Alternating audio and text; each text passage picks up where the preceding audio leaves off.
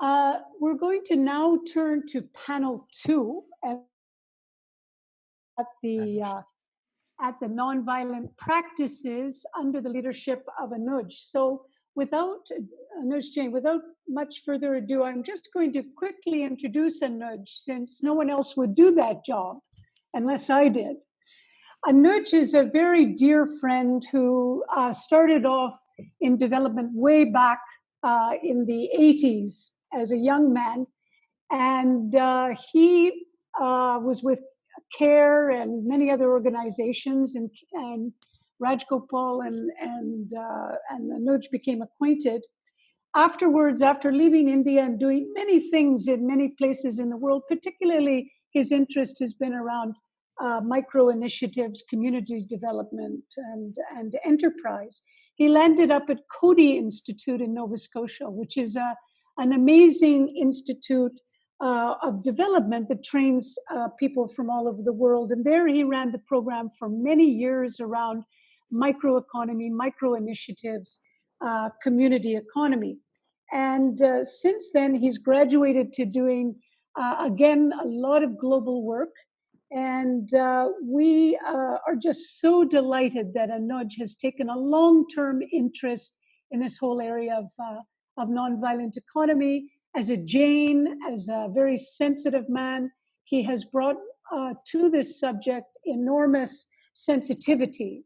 And so I just want all of us to now see Anuj as this kicking off this second workshop. Thank you, Jilben, for those kind words.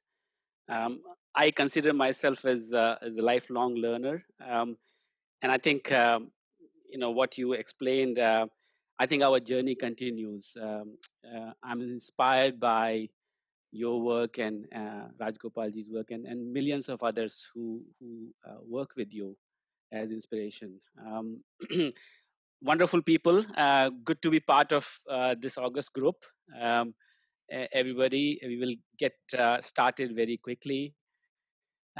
We heard in the first panel some very many macro issues that create in for the lack of better phrase, violence in our economy.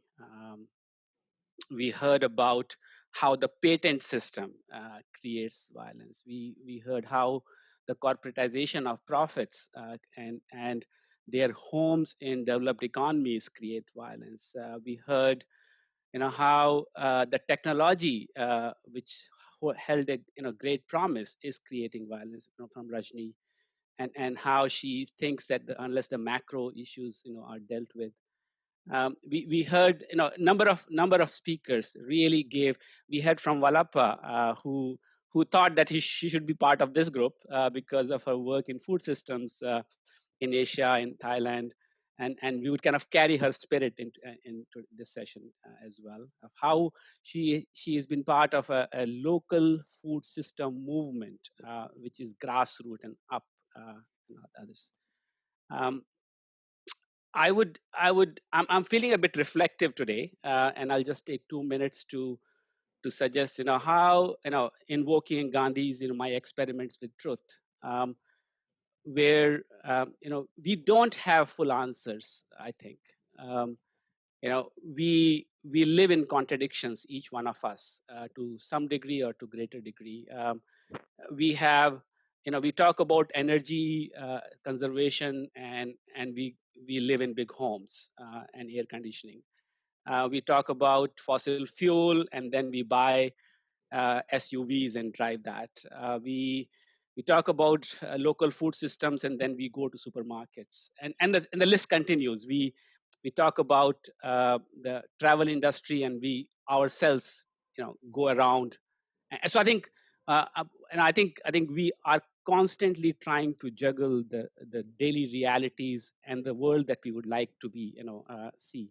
And so we are now in the second panel, I think, maybe making a transition to all of you and us, talking about how are on the ground these initiatives are creating an alternative collective consciousness among people.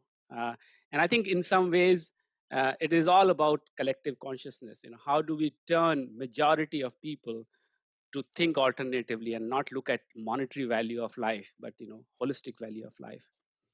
And Jai Jagat is, I believe, a movement around that. And non-violent economy is trying to capture that imagination as a phrase, which is very powerful. The first time I heard about this from Rajgopalji, right in this room, almost 8 years back in 2012, it just light bulbs went up of how different parts of the economy create, be it finance, be it corporatization, be it gender relations, be it environment, how different parts create violence in economy and how we can think of alternative economy. Having said that, let me introduce our August panel. We have Mamisamba. I'm sorry if I don't pronounce your name right. Greetings to you, coming from Senegal, who is from Ndeme village, which is created grounds up in a microcosm of how a society can be, how a living community can be. We will hear from Emmaus community from France. I believe Pauline is talking, but I see a number of colleagues sitting there wonderfully waiting, and how they have created alternative community system. We will hear from Ran Singh Ji from Ekta Parishad, which is the kind of learning ground for Jai Jagat. You know, years and years of struggles and successes and lessons from India on land rights, water rights, forest rights, rights of indigenous people, fighting daily battle. As we speak, there's another battle going on right now of how the policy regimes are changing as we speak in India and what impact it will have on small farmers. We'll talk. We'll have Margaret, who will represent some of the examples from Switzerland. Welcome, Margaret, and Million Bilai, who is coordinating, leading, supporting the Alliance for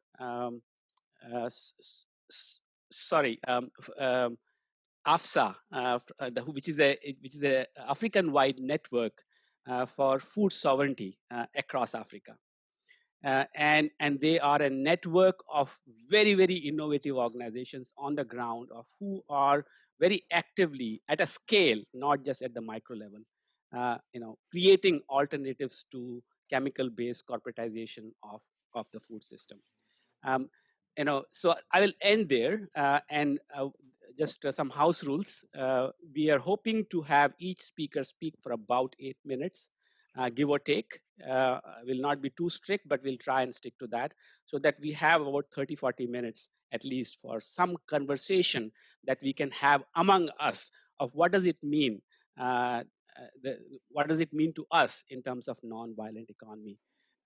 So each speaker will talk about their work and how it connects with the economy, a non-violent economy.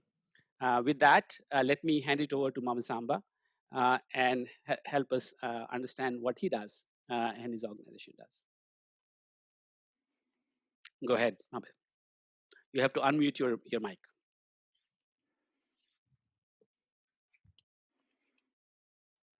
You have to unmute your mic, Mama. Mame, your mic is muted. Can you go to the bottom left of your screen and select the unmute button? Thank you. That's good now. Yeah, very nice. Okay. Assalamu alaikum. Hello, everybody. My English. Walaikum salam. Walaikum salam. Thank you. My English is not so good, but I'm trying. So sorry if I do a lot of mistakes. Yeah. So You're welcome. Mam Samba. Your English is perfect. Don't worry. Thank you. So I'm Mam Samba Mbo. I represent the village of Ndem, the eco village of Ndem, that have created my parents, Serigne Babacar Mbow and Sohna Aisha. So I first say thank you to the organizer of Jai Jagat forum, and thank you to Alain Dangoise for the link, to make the link. and that's a pleasure for us to can participate of that kind of panel, because that's really interesting. And so I will tell you a story then of them, the village where I come from. So like my parents, my dad is Senegalese and my mom is from Paris. And so they come in 1944. They decide they was to Paris. They meet there, and they decided to come back to Senegal to create something, because they was in a spiritual looking for, like they was looking for God in the world, and they needed to get out the city and to go somewhere peaceful to can do what they want to do, and to can live their spirituality. So when they arrived to them, who are the village of our grandfather, so they see the very difficult condition of population. Like at 1940, at 1984, they hadn't water, they hadn't hospital, they hadn't really nothing. And so they come also with nothing in the hand. They just come with faith and love, and with engagement, like they want to do something for themselves and for people also. And so they start to walk. Yeah. And they like and what is interesting in all of this is then like all was the base of that story that I'm gonna tell you is the spirituality, really, like the faith, like because we are Muslim, and we are more specifically Murid, that's Sufi Tariqa in Senegal. We follow Sheikh Ahmadou Bamba. And why I say that, because like my dad is a spiritual leader also, and that's the reason why he, like a lot of people had come around him, and sharing spirituality and doing things like but doing things not for money or for that kind of things, but for love, because in the spirituality by far then we are living, like doing something for people is fundamental. Yeah, so they have start by doing creating like forage, like to get water. Like right now you have like uh, 15 village around them who have water, and who have start also to develop agroecology. So we have developed couples of agroecologic spaces where we do agroculture. So we have also like they have created hospitals, and because that was very difficult for the population, a lot of people was dying of paludism and of some kind of diseases, some kind of basic diseases who can be treated, but they hadn't no basic structure of health. So like they have created that things. And after schools, so about education also, right now we have autonomy in education. Me, I have do all my studies in them, and until the level of university. And they have created also like a kind of microfinance structure to can help people to go by themselves and by lending, and after going giving back the money, and like that the woman, because the people then they find the was the woman really, because all the man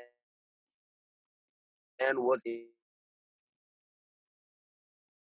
the city, all the man lived because but the only was here in reality. So they have worked with the woman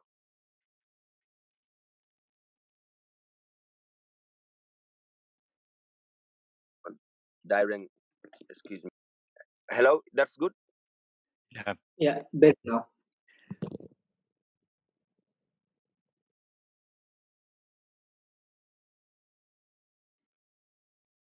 Mami, your voice is not coming anymore.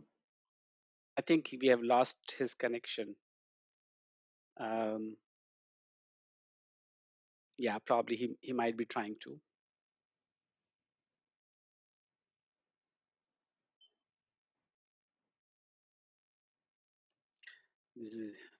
We could go to the next one, and when he comes back, we'll bring him in again. What do you think? Sure, just give us 15 seconds. I'm sure otherwise we'll go to Emma's community in France.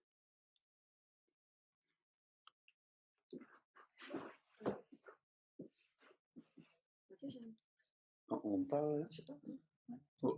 Bonjour, bonjour. Là, nous sommes avec Claudine. Sure. Go ahead, avec please. Christin, 3 membres du village d'Emmaüs, l'Escarpeau. Okay, so here there are 3 of the members from l'Escarpeau here. There is a Germain, I forgot your name. Can you repeat it? Félicien and Pauline is there. And Claudine. And Claudine right here. Can you see Claudine? Yeah. Yes, okay. we can. Go ahead. Bon, nous sommes très fiers et très heureux de participer à cet échange et de vous présenter un petit peu le village Emmaüs, l'Escarpeau.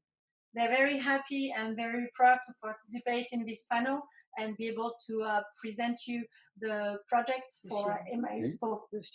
Donc, on va vous présenter le film. On a fait un petit film qui vous présente le village Emmaüs l'Escarpeau et après, nous pourrons continuer la présentation du village.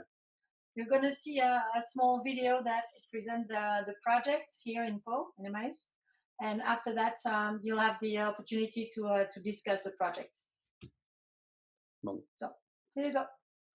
C'est bon, et il part.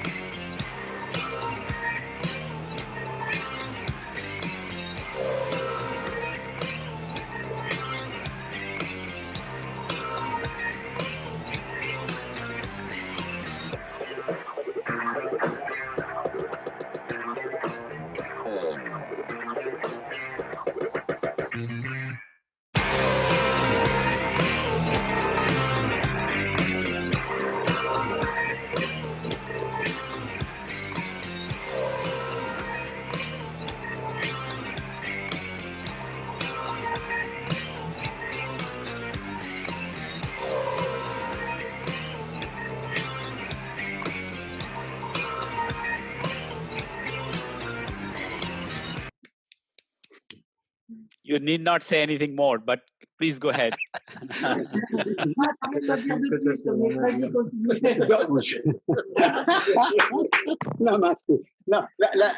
Voilà, nous sommes le village Emmaüs l'Escarpeau existe depuis 1982 et depuis 1982, des milliers de personnes sont passées et ont participé à toute cette construction. This village exists since 1982, and since then, thousands of people come through this village to find work, and all together they made it what it is today. Aujourd'hui, nous sommes plus de 120 personnes à 130 personnes qui sommes là en permanence avec des statuts totalement différents. Statut compagnon, qui est la majorité, statut salarié, statut volontaire, statut bénévole et vas-y, à toi. Non, vas-y, finis, je me le marque. Voilà, les statuts, voilà. Donc, toutes ces personnes avaient des statuts différents. Ensemble, nous travaillons autour de la récupération. Vas-y. Okay, so here they have all those people working here. There are about 120, 130. They have all different status here, all different use. They don't have the same jobs. Some work for free. Some are being paid for the job. They are either companion or just a simple employees. Others are voluntary workers, and other here are doing internship. Et notre principale activité, qui est la récupération de tout ce que les gens ne veulent plus, que ça soit dans papier, carton, chiffon, meubles, vêtements. Donc, on récupère toute cette marchandise. Their first goal is to recycle everything they put their hands on. It can be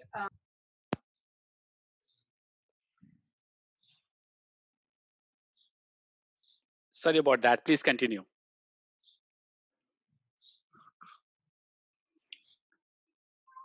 Could you Please continue. Yes. Sorry, it's okay. Là, il y a un souci. Can you hear us? Non. Yes. Yes. Yes, we can. Okay. D'accord. C'est l'autre qui reparle. Go ahead, please. Go ahead, please. Continuez. Continuez, ok. Donc, toute cette marchandise, nous la reconditionnons à travers différents ateliers. Ensuite, nous la remettons en vente, ce qui permet à des gens d'acheter du matériel nécessaire à des prix très intéressants au niveau vêtements, au niveau meubles, de pouvoir justement se remeubler, se réhabiller, se remeubler dans son ensemble. So all the collected goods are recycled, put back together in good state, reshaped if needed. And once that is done, it's put for sale to people who needs new furniture or new clothing, but everything is in really good state when it's offered for sale. And that allows people maybe with less money to find their furniture, their washing machine, fridge at a preferred price. Surtout aussi, ce qui est important, c'est que nous faisons un travail écologique très, très important.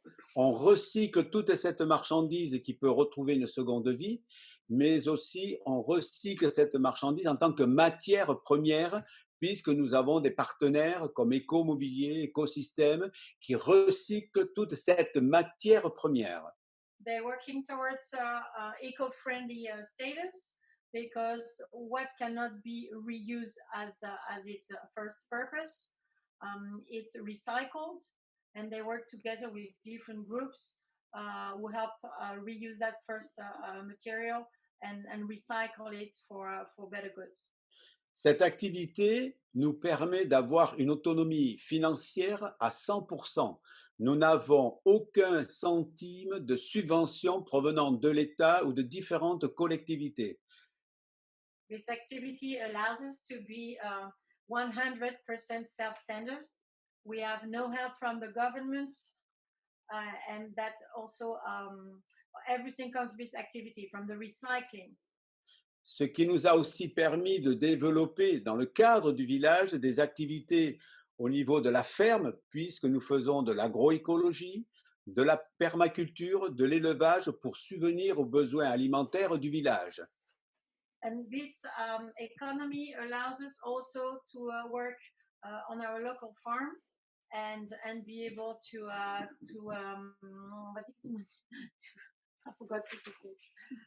To permaculture. Pour subvenir aux besoins alimentaires de la collectivité. All that food is used to feed the people on the village. Et dans le cadre du village aussi, nous avons développé une épicerie dans laquelle nous vendons des produits de petits producteurs locaux. In the village, they also have a grocery shop where they sell food from the local farmers, small farmers. Nous avons aussi développé un restaurant où nous proposons des menus bio qui pour nous sont importants. Nous avons aussi développé un bar. Nous avons aussi développé toute une dynamique culturelle dans le cadre du village. They have also a small restaurant where they sell organic food, organic meals. They also have a small bar, a cafe, and they're also big on cultural events here on the premises, and that helps develop the whole project. Aussi, nous développons des conférences et débats sur des thèmes politiques bien précis pour justement défendre l'injustice, défendre la précarité et en même temps pour dénoncer toute cette injustice. They also organize a conference about the injustice, the economy, to the recycling, the protection of the environment, to speak about what they do, but also to expose to others the necessity of doing it. Donc, toute cette autonomie financière nous laisse une liberté d'expression, une liberté de parole, une liberté d'action sociale qui est très importante pour nous à soutenir et à défendre dans le village Emmaüs l'Escarpeau. And it's a financial autonomy that gives us the freedom to speak out and speak up for others and expose what is wrong with the local economy or with the political, in general, all the problems. They are free to speak because they don't owe their space to anybody. They did it themselves. Donc, nous axons aussi sur le bien-être de la personne à travers l'habitat.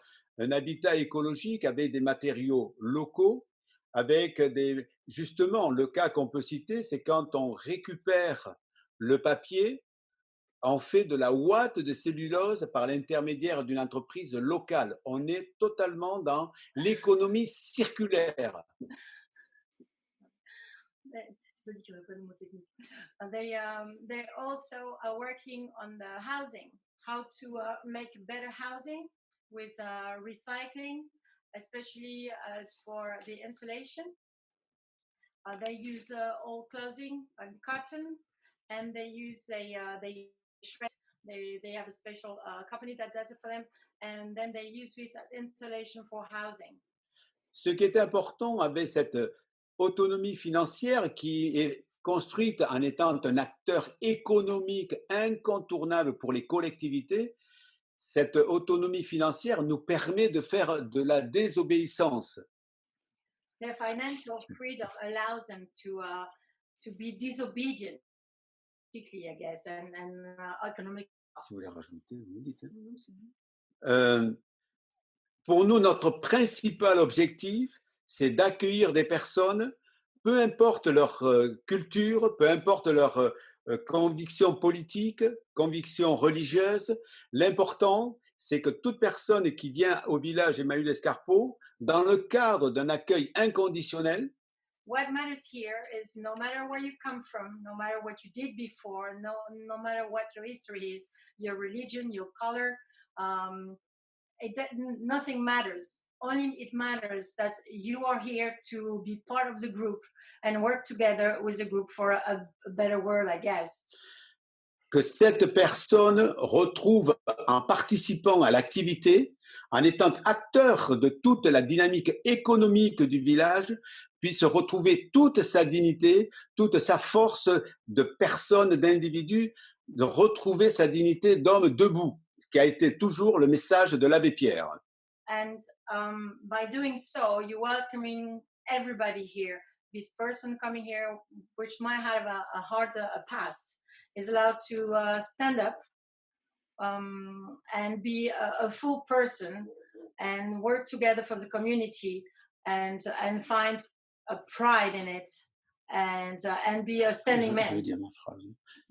Ce que l'on veut au village Emmaüs l'Escarpeau, c'est d'être une alternative qui interpelle, qui provoque, qui dérange ce système néolibéral, ce système capitaliste, et en même temps ne pas être une association qui gère uniquement le misérabilisme pour être la bonne conscience du système néolibéral. Okay, I should translate word by word, and I have to say word by word. And if as you do that, if you can begin to conclude, that would be great. Thank you. Okay, vas-y. They defending a Voilà. neoliberal system. It's important for them to be, like he said before, disobedient, a little bit of being a troublemaker, but for a good purpose. And that's possible because of their financial freedom. It's important to know that they don't have help from anyone but themselves. They go out there and work really hard and get people coming and helping, and this way they are their own gold. I think all the gold comes from within, and from within the person, and from what they're capable of doing all together. Okay. Namaste. No, I think the story is so compelling.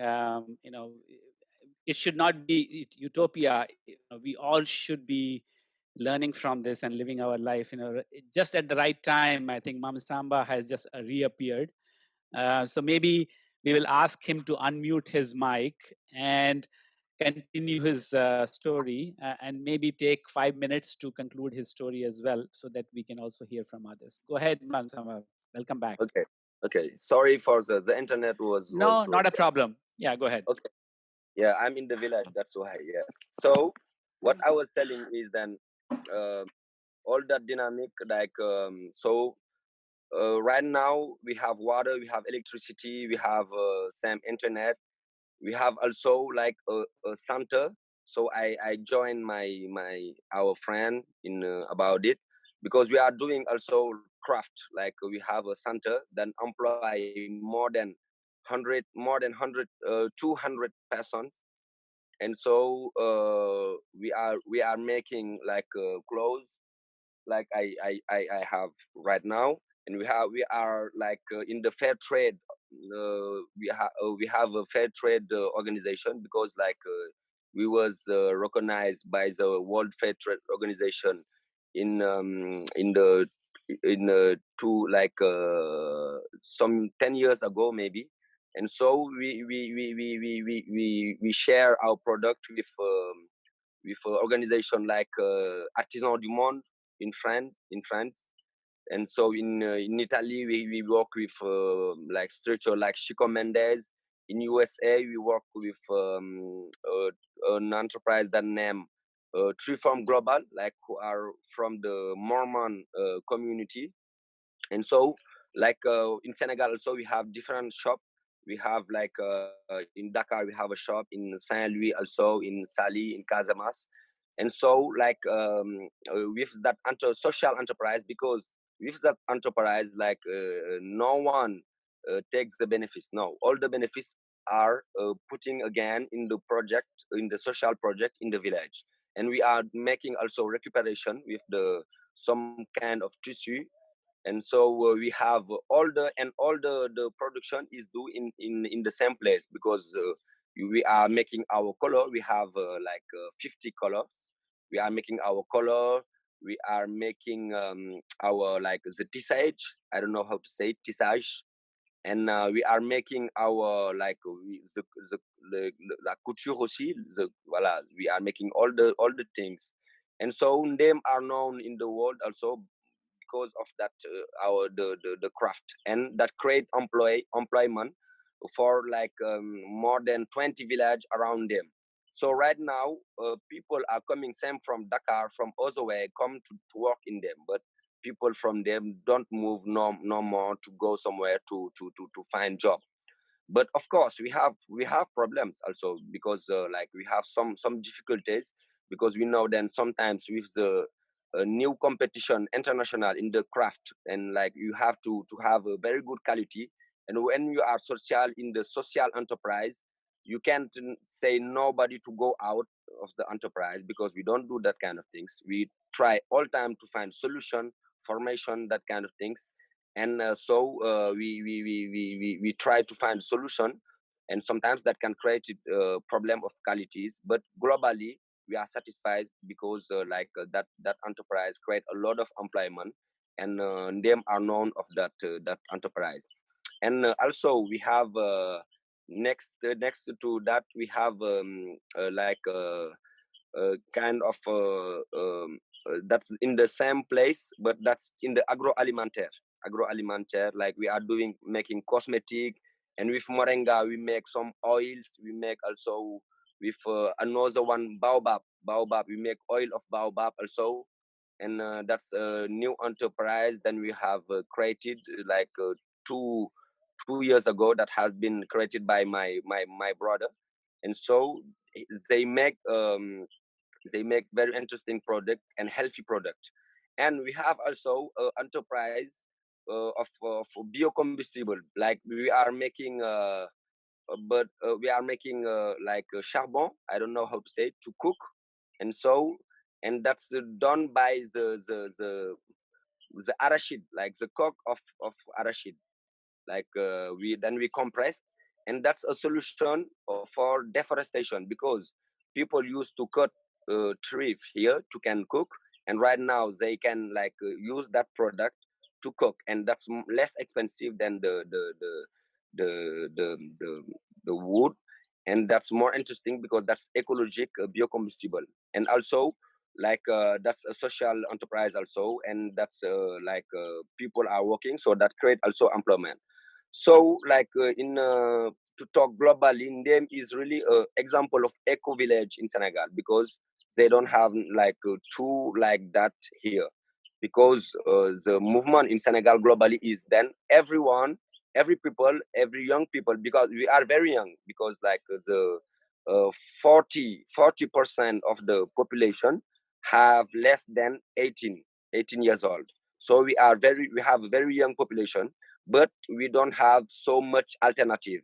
And that's why a lot of young think to go to Europe to find a job, because they don't have activities. And same, if they don't go to Europe, they go to the city. Dakar, that's why Dakar, the capital of Senegal, actually have superpopulation. And that what we are trying to create, we are reproducing that same models in the North village. Right now, since 5 years, my parents, who are the leader globally of that project, have moved in the northern village to create the same things that village named Bakikajor. And we are creating the same dynamics. Actually, also right now, then I'm talking to you, I'm not to them, I'm in the other one village, like 10 kilometers from them, where we are reproducing also the same models. And we work with partners, in France. We have association, like we have that name Solidarity in them France, and they support us in the project. That's people who do it for her also, because in them we have autonomy, but in the other village then we are working, we don't have autonomy yet, because we are just starting. And we have, for example, in Belgium also, with we have association then we have created some years ago, who names Ziar, then support us also. In Swiss also, they have the same things, cooperation, them Geneva. And so what we are doing also is really to invite everyone to participate to that project, because that's a project for everyone. And what I'm telling also, there are hundreds and hundreds, middle of person who have participated to that project, because everyone come with that competence, with that project, and come, and we are open to work with everybody, because and if that respect our roles, who are justice, equity, respect, first humans, not first money or first but first humans, and first sharing in peace and love. And we don't want to making people also working too much, until that's not good for we try to find equilibrium, and really to have harmony of life, because that, like I say, earlier, the basic things is the spirituality, and for us the more important is the realization of us, of ourselves, and to know God. And but that go also with the creating the condition, the good condition of existence. So to don't Thank you. be so Thank you. so long, we like I stop like that. Maybe if have a question, I will answer Yep. later.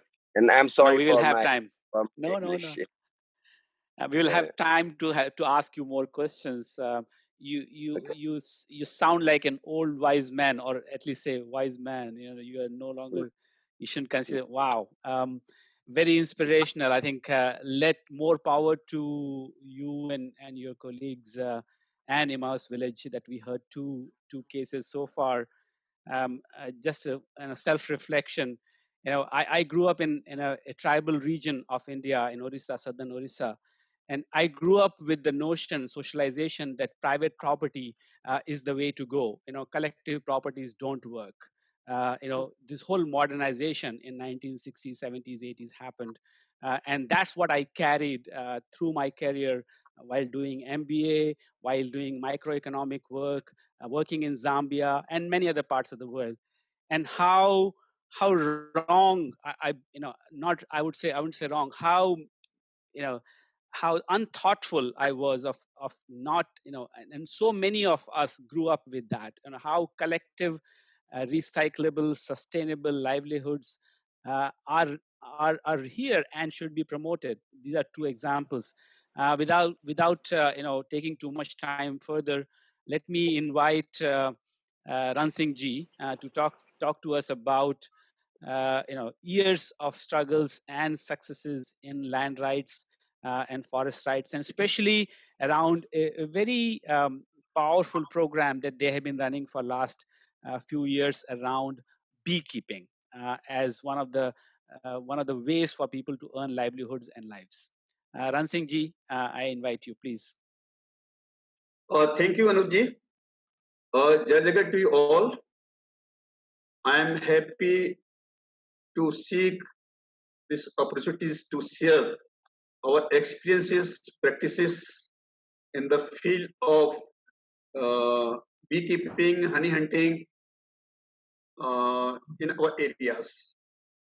And this is the opportunities on the eve of Mahatma Gandhi birthday, which we are going to celebrate tomorrow, which is the International Non-Violence Day. So this is a good day today, which we are going to share our experience non-violent economies. Strictly, I would like to say, speaking, no activities and industries is possible without certain amount of violence. No matter how little, even the very process of living is impossible without a certain amount of violence. What we have to do is to minimize. This is most important. It is the greatest extent is possible. Indeed, the very word non-violence is a negative word. Means that it is an effort to abandon the violence that is inevitable in life. Therefore, whoever believes in ahimsa, non-violence, will engage herself or himself in occupations that involve the least possible violence. What is agriculture, without which the life is impossible and which does involve a certain amount of violence. The determining the factor, therefore, is the occupation founded on violence, but since all activities involve some measure of violence, all we have to do is minimize the violence involved in it. So this is not possible without a hurt belief in non-violence. So I would like to share my experience in beekeeping and honey hunting in our project area. I am working with mass-based people organization known as Oct'20. And Oct'20 is working on people's right over land and livelihood, natural resources, land, water, and forest. Now the people's right over land and forest, which lead to the farming, agriculture, and which lead to sustainable livelihood to the communities. That is really a non-violent method if whole family involved in the economic activities. So after getting the right over land, we try to promote the non-violent economy through the beekeeping and bee huntings. So we are practicing two type of honey programs. One is honey hunting. Previously, what happens? That traditionally people go to the forest. They use the fire and smoke while they hunting the honeys. So they destroys more than 50% bees when they fire the bee comb, and they destroy completely the bee comb when they extract the honeys from the comb. So that was the completely violent method. We promote that. We train more than 150 honey hunters, provide them the special kind of dress so they can wear, and a small instrument we provide. So without killing any bees, they can extract the additional honey from the comb. So that is really a very, very non-violent method. And another non-violent method of economies to promote the economies is the beekeeping. The beekeeping is the family economies. When men, women, children, so the whole family involved in the beekeepings. What happened in the morning? The women go to the farm and they clean the box one by one every day, because without cleaning, the bees can die. So this is the women work. Then during the day times, the men go to the field. They shift the bee boxes from one field to another field where the good flora is found. So this the whole work is the family work. Children also involved to collect the waxes from the boxes and collect at one places, make the wax cakes. So in this way, more than 350 women trained in the beekeepings, and after collecting the honeys, they try to process the honeys in the traditional method. During the course of processing, the whole families, men, women, children, old and young, all are involved. They're put into the bottles and then go to the market. So the marketing part taken by the men. Men go to the market, traditional market, weekly market, and they sell the honeys. So there is an equal distribution of work.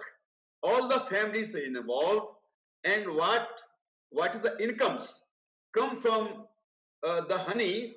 The income used for the betterment of families. So this kind of activities we are going to promote.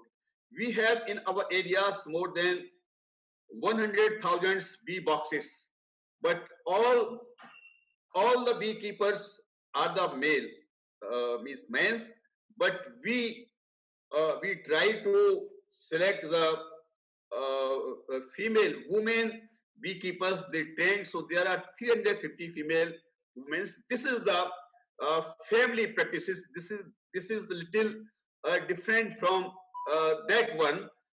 We are trying to make the non-violent economy when the work distribution is equal and the total income is divided and used by the families for their education, health, everything. Then we also trained the group of women in the packing, good kind of packing they can do. Now the group of women one by one go to the big market, big towns for the marketing purpose. So now they are going to train marketing also.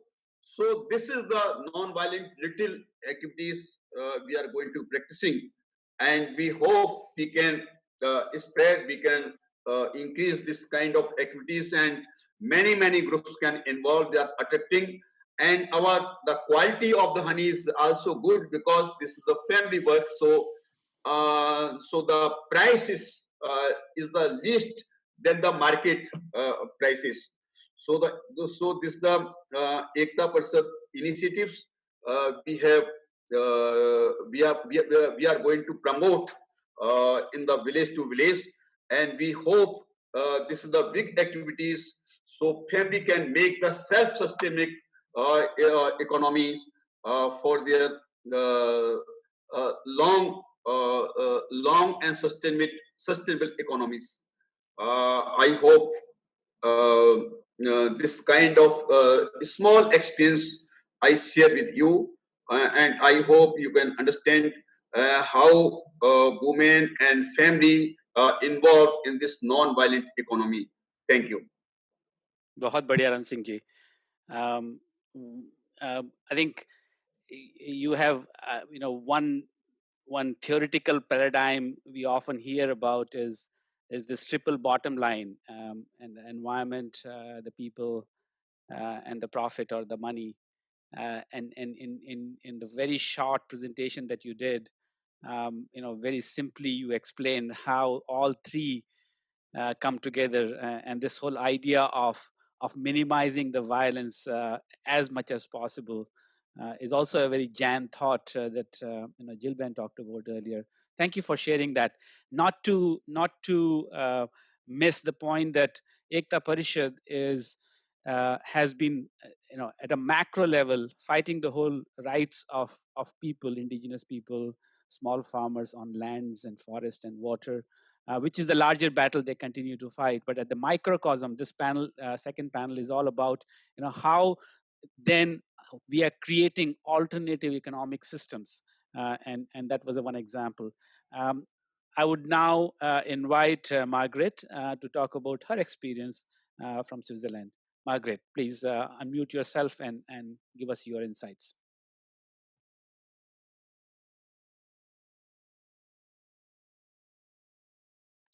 Good afternoon. I'm very happy to be part of today's very interesting discussions and most encouraging examples of how you could organize the economy in a different way that we heard from Emmaus and from Africa and from the wonderful work that Ekta Parishad is doing at different levels. What I would like to do is I would like to present you a different example, which I think could be a real model for much of how we do economy in a more global fashion. As we heard earlier on in the panel, globalization probably isn't going away, and we are not growing cotton in Switzerland, but we still like to wear cotton t-shirts. So this project is really how you could have a global production and consumption chain that is non-violent and where everybody benefits and nobody gets exploited. So if you can turn on the presentation, maybe Chanmijay or Gary. Sure. I will. Is it coming? Okay, great. Okay, good. So let me just go through this. I mean, it contains most of what I'm talking about. It's a partnership involving many different actors. The main company, a yarn trading company, its production and trading partners in Tanzania and in India, and a foundation which is supporting the overall project. And finally, very relevant, it is the consumers that make this kind of partnership possible. So we are also the ones to be addressed. Can you move to the next slide? Thank you. So the main partners is the company in Switzerland, which, as I said, used to be a traditional yarn selling and trading company. And the founder, Patrick Homan, after doing business for many years, realized that he wanted to do business differently and not exploit the environment and not exploit the people, but rather grow bio cotton, organic cotton, benefiting everybody in the chain. The two other important partners are the companies in India and in Tanzania, Biore India Limited and Biore Tanzania, which are working with the local partners who are really at the roots of the project, and the Biore Foundation, where I'm a part of the board, which is supporting all the work. Next, please. So we will see at the end of my brief presentation a very short video which showing one of the new young CEOs of the company, how they try to implement an approach. And here is really a key concept. I mean, the whole business model is based on the notion of all holder value, not shareholder value, but all holder value, that everybody involved in one way or another in this kind of economic model of production really benefits. Next.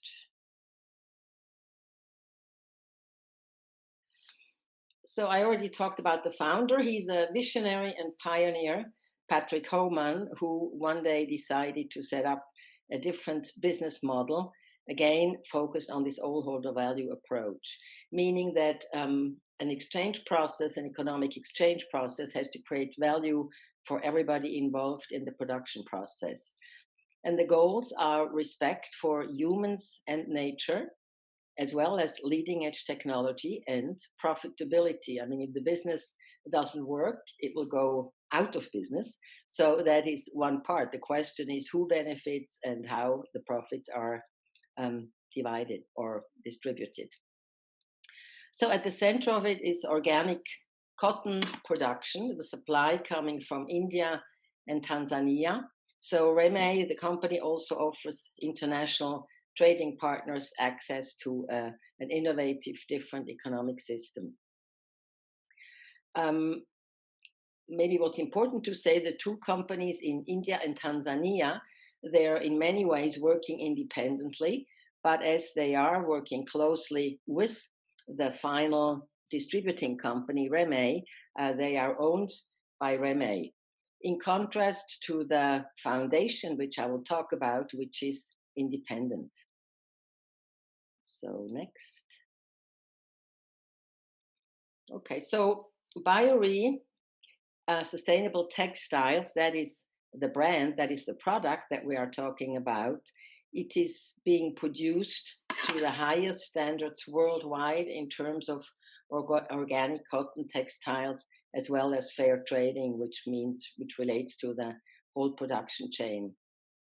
Now, if you're familiar with the situation in India, you know that most of the cotton production, which is large, is really done with genetically modified seed, creating a lot of problems, exploiting the earth, poisoning farmers with herbicide and pesticide, etc., etc. So this is a model that is trying to do it in a different way, and it is a very difficult battle in this Indian environment. In Tanzania, it's a bit different because the Tanzania state does not, at this point, but there is discussion, accept GMO seeds. So there you have basically guaranteed organic products.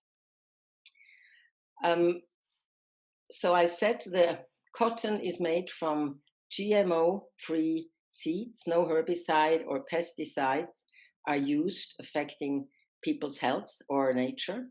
And second step, it is fairly traded. All the farmers involved, and I'll get to them in a moment, they get the purchase guarantee that Reme, the local firms, will buy the cotton they produce, and they also get an additional premium to support their focus on organic cotton and not getting tempted by growing GMO cotton. It is ecological in terms of the protection of the environment, of the soil. And another important aspect is that it is also CO2 neutral. You know, if you produce cotton, you have to send it in big trucks to the next step of production. Eventually you have to send it around the world for the final customer. And I think another important aspect that Reme from the beginning has said we want a CO2 neutral production, and that means that all the CO2 generated by the production and the trading link is compensated through local action that is actually reducing CO2 production. Another important aspect, and that I think is addressing us as consumers, you know, we all go to shops, we buy cheap textiles made in China, made in Bangladesh, and then we hear about the awful production situations in these countries, how people are, you know, threatened with their life in terms of the inhuman circumstances. And what we have with all the textiles we are selling here are being sold in Europe mostly, that every t-shirt, every scarf you buy is traceable back to farmer. So you have a QR code, you take your telephone, you click, and then you see what kind of seeds are at the bottom, where does the product come from, in which factory is it being you know, worked on further, etc. So you can really follow the step, which I think is the thing for the future, which we really have to push much more, to create an awareness among the consumers, what we are actually eating, what we are wearing, etc. Next. Now, 2 words on Biore Tanzania and Biore India. There are about 5,000 small farmers involved growing this organic cotton, around 3,300 in India, in Madhya Pradesh, actually the home area of Ekta Parishad, and around 1,800 in Tanzania. They are producing the organic cottons, but they are also producing organic cotton seeds in India, so they can be reused in the next harvest. They work very closely with the Biore Foundation, which I will come to in a moment. And obviously one important area is that those local companies are also training the farmers in how to do it, in what kind of fertilizer to use that is naturally made, that is ecological, in collaboration with the Biore Foundation. Next. Now let me say some words about the Biore Foundation, where I'm part of. The Biore Foundation, after working some years, has said we really need sort of broader goals, broader visions. What are the concepts that really guide our work? And we arrived at the decision that we wanted to focus on human rights, those human rights that are particularly related to producing cotton. So if we can move to the next slide. So we decided that the rights that we are also advertising with our products, trying to tell our customers why we are working the way we do, is the right to ecology, to a natural and safe and healthy environment, the right to work and development for the farmers and the farmers' family, the right to health also for the farmers' families and the people in the villages, and the right to education. So these 4 rights are at the center of our support activities. The Biore Foundation was established in 1997 by the founder Patrick Hohmann, along with the main long-standing customer of Biore products, which is Coop in Switzerland, the biggest retailing company in Switzerland, which is still a very important partner in this enterprise. So the emphasis of our activities of the Biore Foundation is we support the livelihood and well-being of Biore farmers' families in India and Tanzania by developing infrastructure in the fields of education, promoting health, access to health services, nutrition, and agriculture. In a way, we are also controlling basically the quality labels. Reme is saying we are producing sustainable cotton, we are producing sustainable textiles. Now, if you say that as a company, somebody else has to confirm that this is actually happening. So the controlling organization or the evaluation organization is the Biore Foundation, which is independent from the Biore company. maybe that's also important. The funding comes from contributions by different companies involved, also by some of the retail customers, some companies that buy Biore products, as well as private foundations and project grants for research on reforestation, on organic cotton seed growing, etc. Now, if you move on to the next one. More concretely, we at the Biore Foundation, we receive project proposals from India, from the Tanzanian, on how we can support, what would be important to support their livelihood and their production processes. And so what we do in India mostly is a bit different from Tanzania, following local needs. There we support the research and the production of non-GMO organic cotton seeds. We support the training courses in organic farming. We have created 18 animation schools in remote villages where children usually would not have access to education. You will see some impressions on that later on.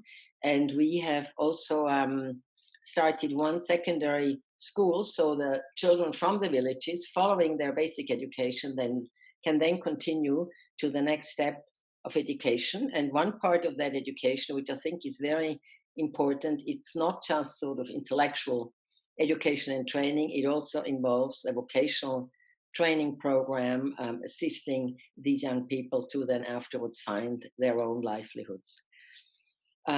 We have a mobile health unit, which is a big bus, you will also see, which is driving from village to village at regular intervals. So local people from the village and from other villages in the neighborhood can go to the mobile health unit, get counseling on health issues, get an x-ray if needed, get medication if needed. So we basically bring the doctor's practice or the hospital to the people in the villages, as many of them are very far away from any healthcare facilities. I already talked earlier about CO2 compensation. So one way to do that is that we foster biogas facilities. So farmers actually use their biogas and smokeless stove rather than having to collect wood and carry it a long ways and further, destroying nature and creating CO2 emissions. There are also some projects, livelihood generation project, like one is a handloom project in India.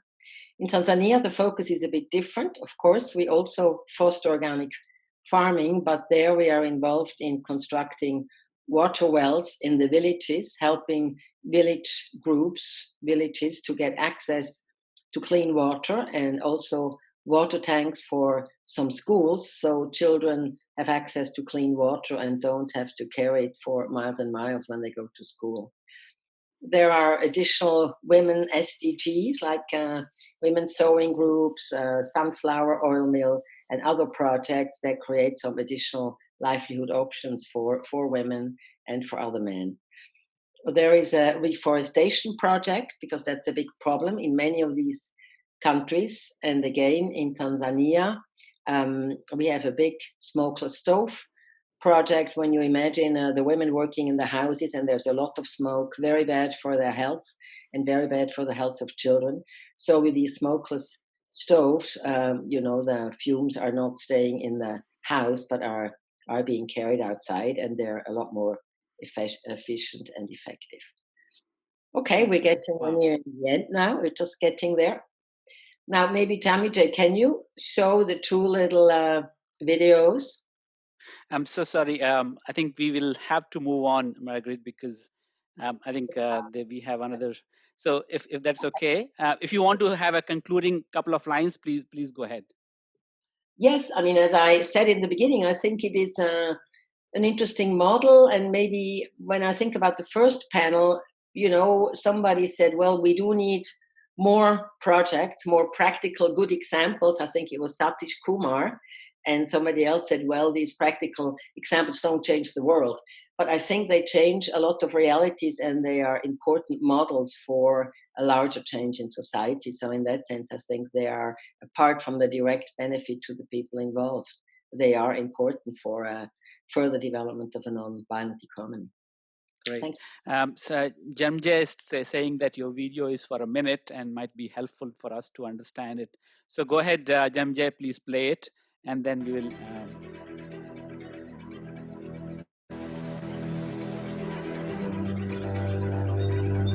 तो जब दूसरी राशि में आएगा पूरी बांडी आई है, सूखी बांडी है, वो गोबर नहीं का बरोबर।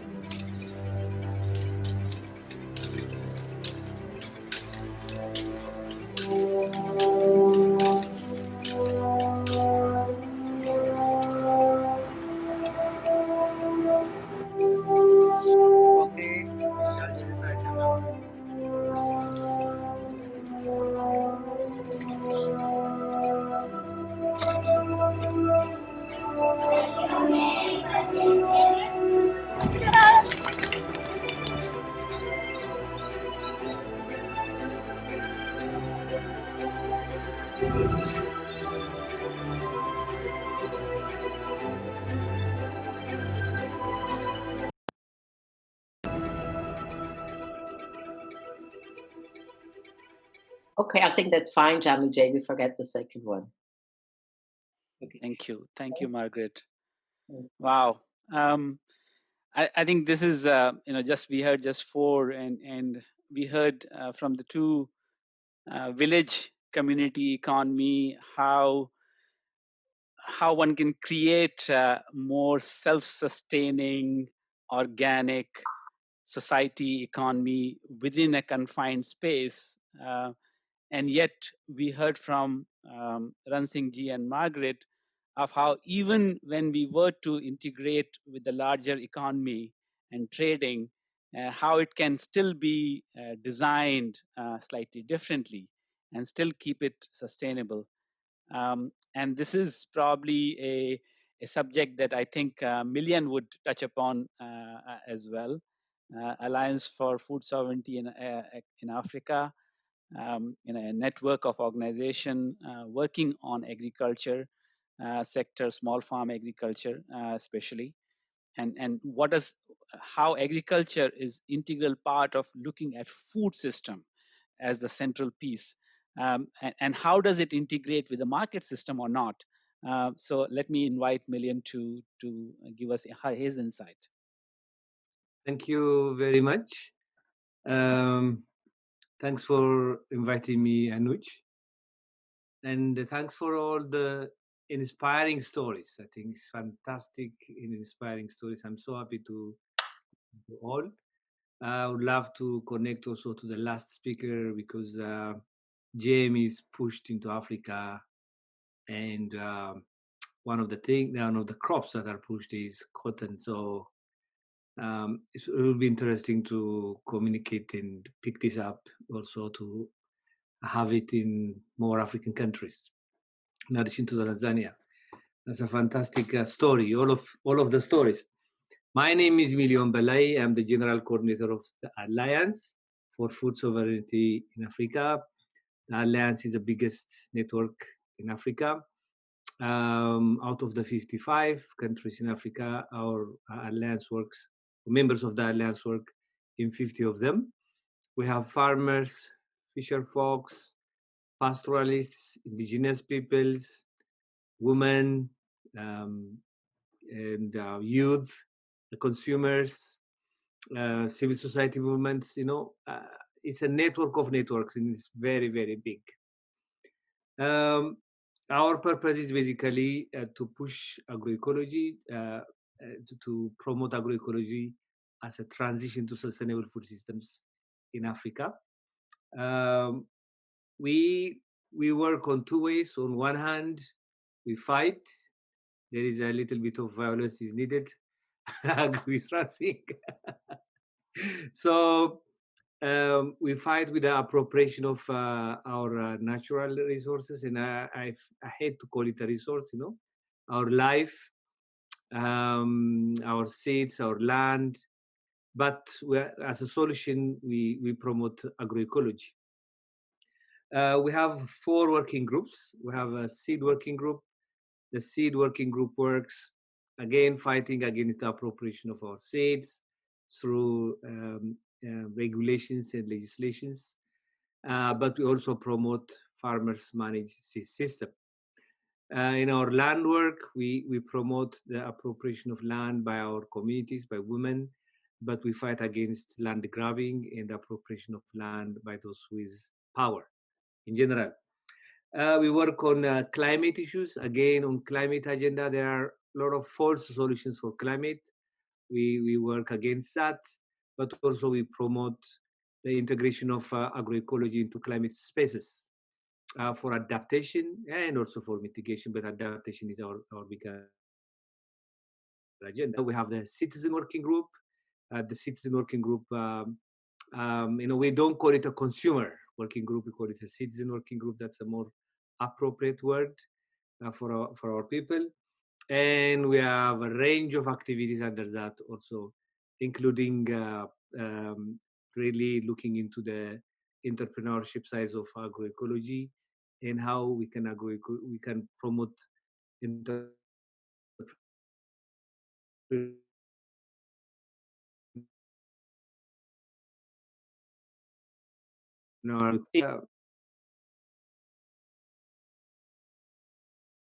agricultural system in Africa. Farmers see this very old, very weak, not productive, so it has to be substituted with high yield varieties.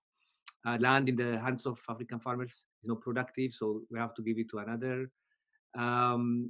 Local communities and local governments don't have money, so we have to bring in big investors, big business to invest in agriculture. So this promoting big business to own our agricultural system is as part of the narrative, and defining all of the food problem in Africa in terms of the deficiency of calories, in terms of only productivity alone. We have to produce more. But the agenda of nutrition, health, environmental sustainability, cultural appropriateness of food, human rights issues, the right to food are not very much in this agenda. But we feel that agroecology is a better narrative. So I just wanted to share some slides to give you a practical examples of what we mean by agroecology. Sorry. Yeah. So, do you see it?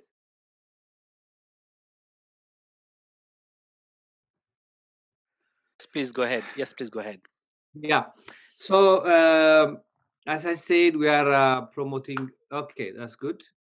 As I said, we are promoting agroecology as a transition to sustainable food systems. So, what we did was in 2013, we said, we have to work for agroecology. But does agroecology work in Africa?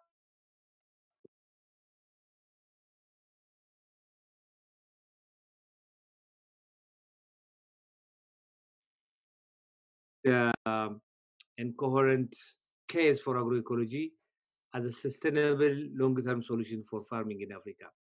So we started to collect cases.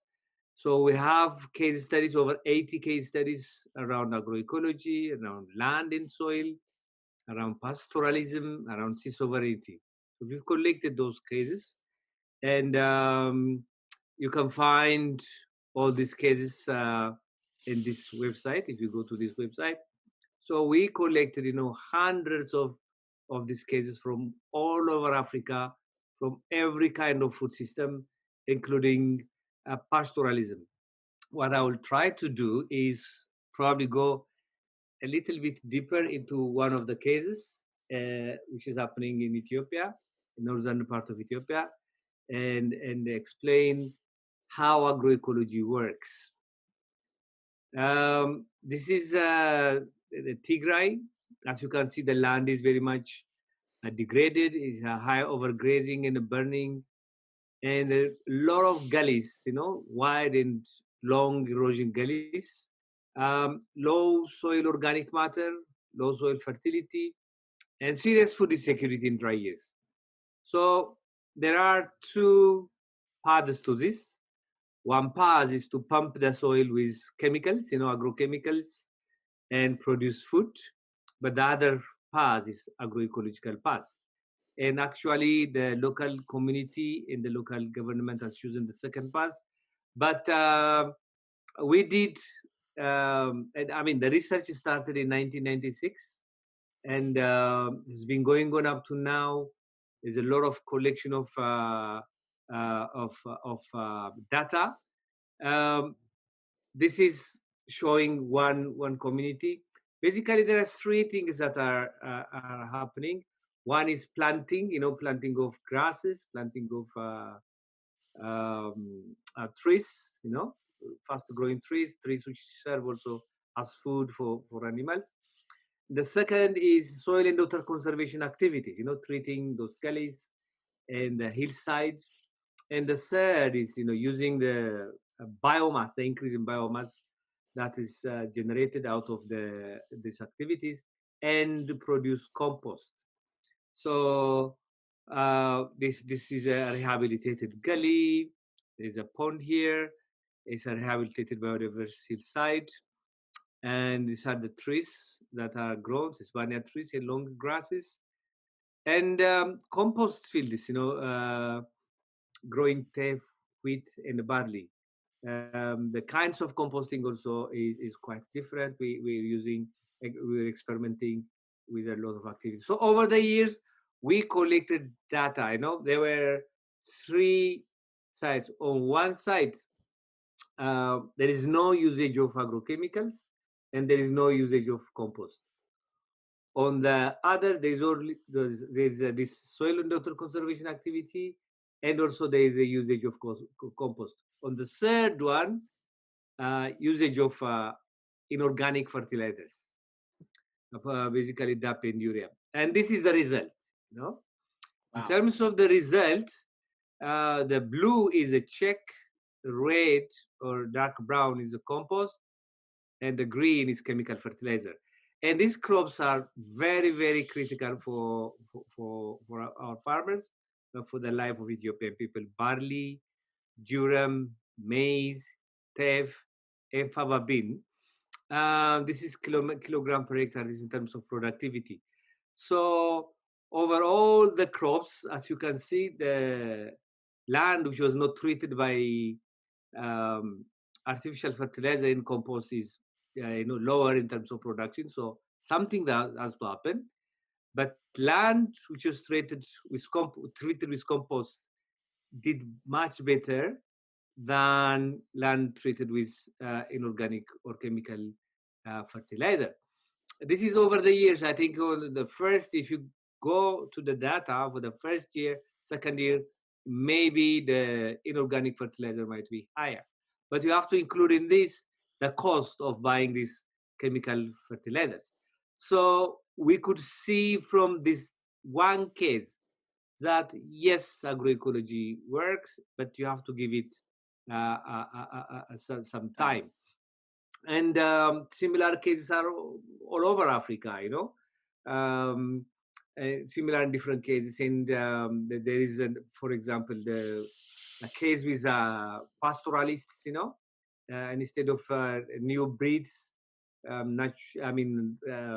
livestock which were already there, are resistant to a lot of diseases and dry seasons, and they're productive. Women farmers are actually going back to their vegetables and growing these vegetables and increasing productivity and income to the house. By the way, we did a mega analysis, a meta level analysis, and compared that analysis with the Sustainable Development Goals. And out of the 17 Sustainable Development Goals, agroecology addresses 12 of them. Thank you very much. Wonderful, wonderful, Milian. And I wonder if we created the unnecessary binary between the macro and the micro in these. Anuj, I don't hear you. I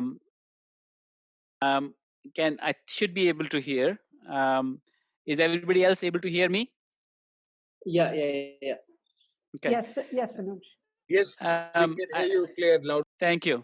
Milian, I think I was saying that I wonder if we created unnecessary binary between the first and the second panel of the macro and the micro. And what you have shown I have is no idea how why I don't hear you. the micro. You may have to change your micro the speaker setting of your computer. Can you hear me now? Can you hear me now? Can you hear everybody now? Maybe it's Sorry. my. Yeah, it's probably your. So I'll continue for the sake of Okay, I have to conversation. leave you. I have to go. Okay, thank you, Milian. Thank you. So I think Milian has given us a connection between the micro and the macro and how intricately they are connected. And looking at the market systems, often this binary or the false dichotomy that you have to create, use chemicals or inorganic chemicals to create livelihoods is such a short-sighted, view, and how compost can be used to actually both protect the earth as well as protect the livelihood. And so I think there is this narrative that needs to be fought by everyone, and the narrative collective consciousness has to emerge. But it's not my place to say much more at this point in time. My own, I would like to invite along, in sharing his own thoughts. But just anyone who would like to say anything, given what you have heard in this panel. My own work has been in the field of creating community-based financial systems, how people manage their own money and control their own livelihoods, how cooperatives create collective livelihoods. But we often struggle of when they intersect with the larger financial and market system, how they get marginalized in that process, and why and how they can maintain the power structures in the larger system. And that's the kind of dilemma we often face. Rajni from the first panel challenged us, can the small experiments be enough, or do we need to really have to challenge some of the macro issues? So I would invite few comments. We have good 32 minutes left. And Alain, who's there with us, whom I did not introduce earlier, would share his thoughts as a respondent to the panel in about 10 minutes. But anybody would like to share their reflections at this point in time of what you heard, and what comes to your mind in terms of non-violent economy and these micro examples, how they are contributing to it.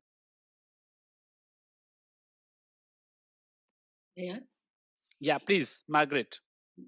I don't think there is really, in a way, a contradiction. I mean, I think we really need both. Yes, I mean, having all these projects that we heard today, they are not going to change the world overall. So we certainly need structural interventions. We need different kind of value systems that we make reference to in our government. We've heard about that in the first panel session. And I think we can all go and vote and try to get a government, or locally or nationally, that is pursuing different policies. But I think as an individual, you say, well, what can I do? Yes, I can go and vote on this corporate social responsibility initiative. I can support it. I'll certainly do it.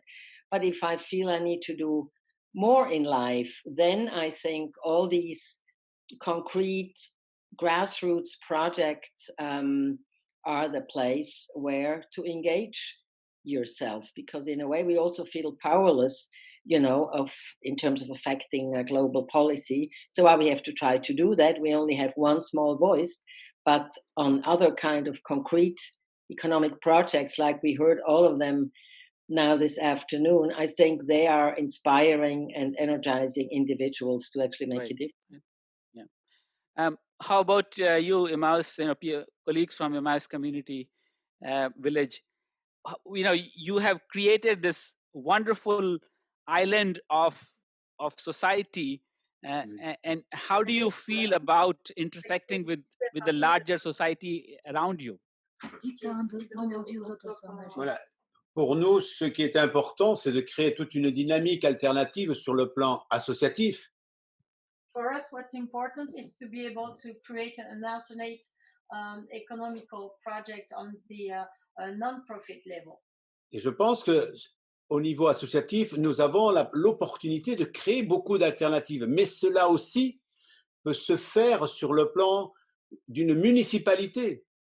So as a non-profit, we have the chance and many opportunities to create an economic system, but it's also possible to do it on the level of the city council. On voit très bien en Espagne, en Andalousie, où Gordillo, il a créé une alternative communiste, où là, justement, à partir d'une coopérative, So you can see that in Spain, in Andalusia, with what's his name? Marina Nedal, who created this project based on the communist thinking. quand on se réapproprie la terre, on peut créer une dynamique de coopérative pour partager le travail, partager les revenus et investir les bénéfices au profit du collectif. So they take a repossession of the land, and by doing this, they produce together, and they reinvest collectively the income. Donc, autant cela peut se vivre sur le plan d'une commune, cela peut se vivre aussi sur le plan d'un pays. So if this is possible at the level of a city, you can reproduce it on a country space. On peut le voir en Bolivie, où Evo Morales, qui a été élu justement par le peuple, à partir de ce moment-là, toutes les richesses fossiles revenant propriété de l'État. You can see also this in Bolivia, where Morales, president, made it possible to repossess all the fossil energy on the state level. C'est là que tous les bénéfices de cette énergie fossile revenant pour le peuple ont, à partir de là, la misère a diminué en Bolivie, l'alphabétisation a disparu en Bolivie. Donc, c'est des choix politiques. So, and all the income made out of that fossil energy was reinvested in the country for a better education and a better standard of living. And that's proof that it is a political question. Donc oui, c'est sûr, on ne va pas changer ce système néolibéral, ce système capitaliste, mais il est à nous à l'interpeller en provoquant des alternatives, en innovant des alternatives qui montrent que c'est tout à fait possible de vivre autre chose que cette économie de pouvoir financier. So for sure, you can individually change the world and fight alone against the neo-capitalism and the liberalism economy. But it is possible on each one level to have a local impact at least, and if each one has a local impact, developing it on a bigger level. Et la force collective est nécessaire qu'elle se développe. Le collectif est une force d'opposition nécessaire aujourd'hui pour combattre cette pression, cette violence capitaliste. And togetherness, that's what matters. Being together, fighting together is the only way to fight against capitalism pressure. Thank you. Thank you. Powerful words there.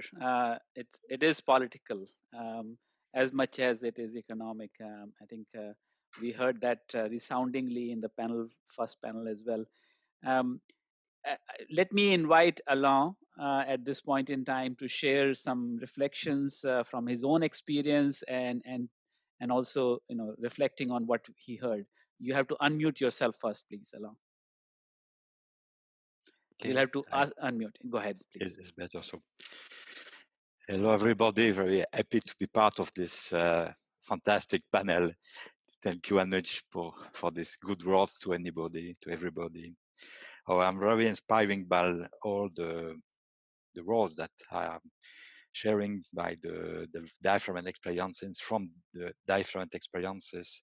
And so I will propose my own synthesis. I'm sorry, it's my own, but maybe it could be interesting. I hope, maybe. Okay. First, it's coming from them, the values,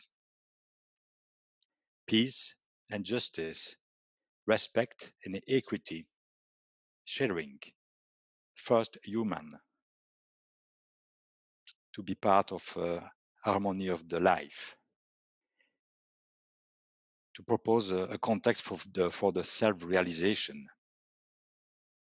I think is quite important, and we are very far from the macro thinking of this morning when we take these values.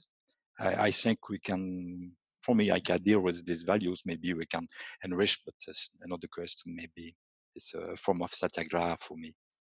And ahimsa is in the heart of core of these values. Thank you to them community. So what is very inspiring for me that the DEM community, the Emmaus community, and the village family from Hector Parishat, but also the help, the support that the Biore experience have proposed, is to create the condition of livelihood to village or maybe a few villages. It's very interesting for me. The question of the young, it's them. The question of the inclusion of anyone is the Emmaus community. The proposition for the family is the Hector Parishat example, the word of Hansing, for the woman, for the children, etc. And the livelihood, basic livelihoods, what are the needs, the real needs? We have a discussion this morning on these points, and maybe is quite the same that the Bhutan experience in my conception of the Bhutan experience, about housing, about food, about etc., etc. So the basic needs for livelihood and the experience of also Malian F share is going in this way. And also by this basic needs to encounter, housing, recycling, water, education, health, biofuels, etc., are part of the dealing for a community non-violent economy. Maybe we can also receive the model proposition. Margaret have proposed the model from the Biore CO2 neutral, ecological guarantee, fair trade initiative, fair trade label. It is the same in them.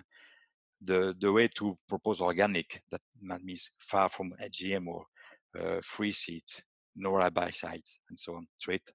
So there is a model which is very clear in the way of Margaret to explain it, but also the DEM village is a model for the other ones, because your parents and maybe yourself is trying to give support to other village. And for my little own experience is the way to work from Hector Parishat by helping village and create the condition to the autonomy of the village.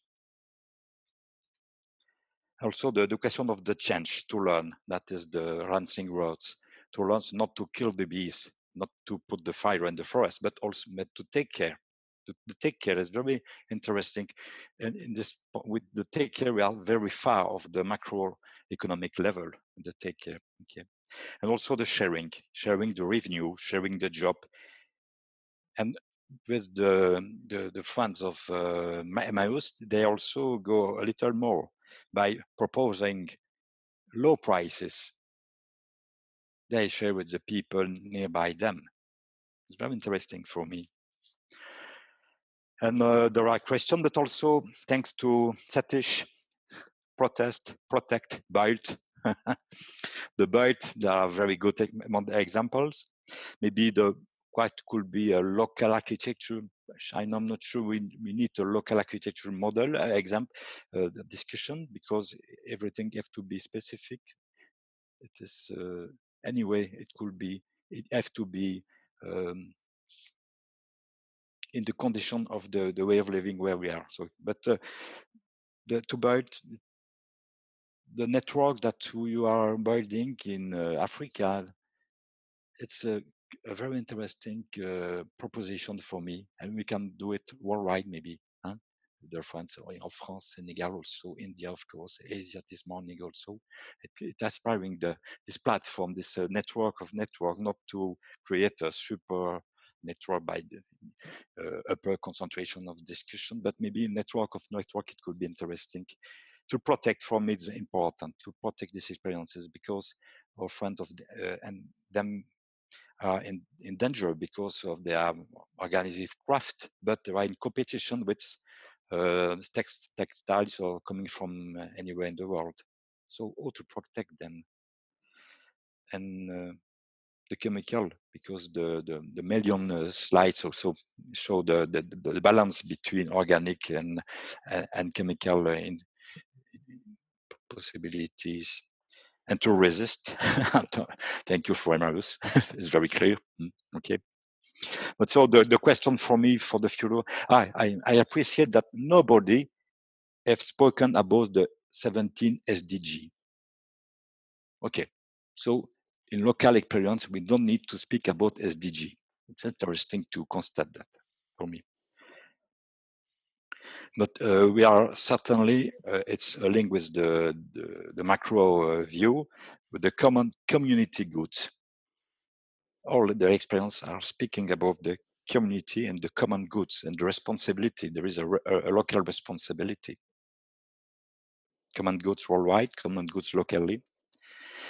There are, for me, it's a good experience of requiem for modernity. There was the word for this morning, but there is no modernity in the experiences we have shared this afternoon. The small is beautiful also.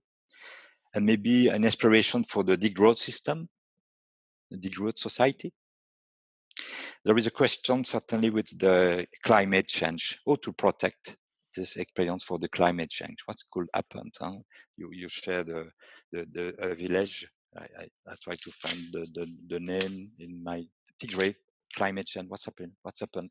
And maybe all these experiences are in front the risk of this climate change.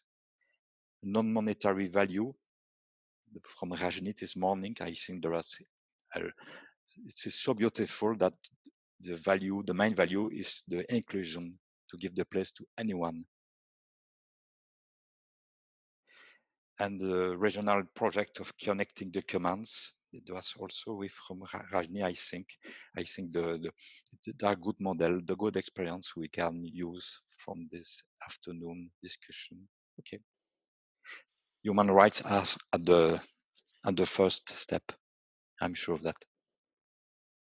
Thank you. Thank you, Alain. Thank you.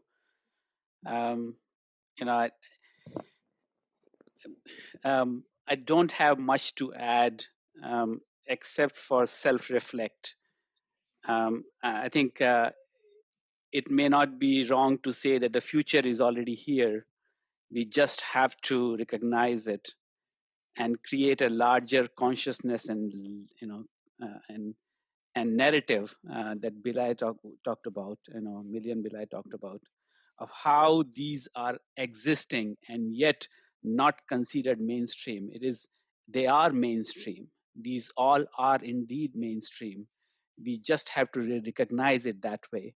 And maybe our collective work is not a hierarchical pyramid, but a network of very interesting, very self-sustaining initiatives that define economy in a completely different way.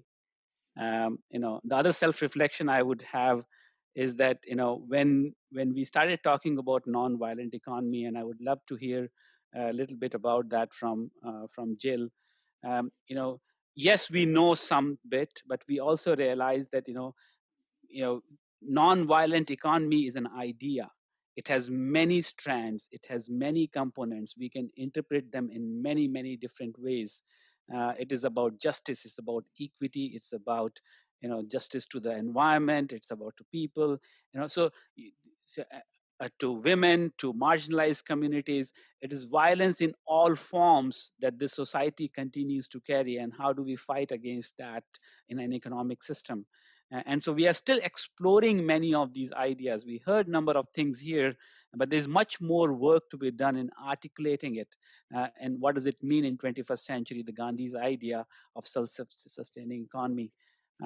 Coming to Canada, one thing that I have learned in last 10 years of how this regeneration of respect that we are on indigenous land. We are unceded indigenous land, and why it is important to recognize that, because indigenous people are often the custodian of the environment and the society. And I think we need that aspect as well in our lives. So, I don't want to share too many thoughts of mine. I would like to invite Jill Ben to say a bit more from the Ekta Parishad and Jai Jagat movement point of view of how we are seeing this as a platform to bring many of these diverse examples and make that mainstream. And I would then ask Janmajay to show us a couple of videos from Ekta Parishad's work if Ran Singh ji is still here. Jill Ben. Thank you, Janmajay. Thank you, Jill Ben.